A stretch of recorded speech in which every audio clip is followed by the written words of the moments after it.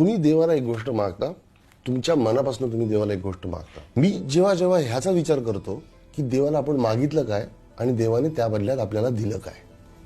तुम्ही देवाला मागून सुद्धा प्रत्येक दान उलटं पडत होतं का? तुम्हाला देव ओके म्हटला होता, तुम्हाला म्हटला होता देव मी देतो तुम्हाला, तरी तुमचं प्रत्येक दान उलटं पडत होतं का? बिकॉज तुम्ही देवाला मागितलं काय होतं हे इम्पॉर्टंट आहे. तुम्ही देवाला मागितलं होतं मला संगीतकार कर, आणि भावनेशिवाय संगीतकार होऊ शकत नाही तुम्ही. आणि तुम्हाला भावना कशी येणार?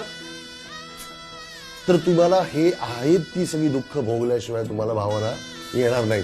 आणि ती मिळावी तुम्हाला याची देवाने व्यवस्था केली. म्युझिक डायरेक्टर तुम्ही व्हाल, भावना कुठून येणार? ते देवानी आम्हाला दिलं, भावना. देवानी आम्हाला यार म्हणजे दान उलट पडलं ते तेवढ्यासाठी पडलं की तुला आता हे कळलं, हे दुःख कळायला पाहिजे तुला. नाहीतर नसतं तुझ्याकडनं खेळ मांडला झालं यार.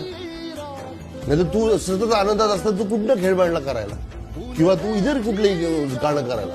कोंबडी पाळलीच केलं असतं, तू तेच केलं असतं. पण तुला ते कळावं, त्यातली अर्थता तुला यावी, तेवढ्या करता तुला भावना कळावी. म्हणून संगीतकार तू होशीलच, पण भावनेशिवाय संगीतकार नाही होऊ शकत. त्यामुळे आम्हाला देवाने भले संगीत नाही दिलं, शास्त्र नाही दिलं, भावना दिली. त्याच्यासाठी त्याने आम्हाला सगळं दान, सगळी दानं उलटी पाडत गेला. सगळं आज सगळं आम्ही जे म्हणू ते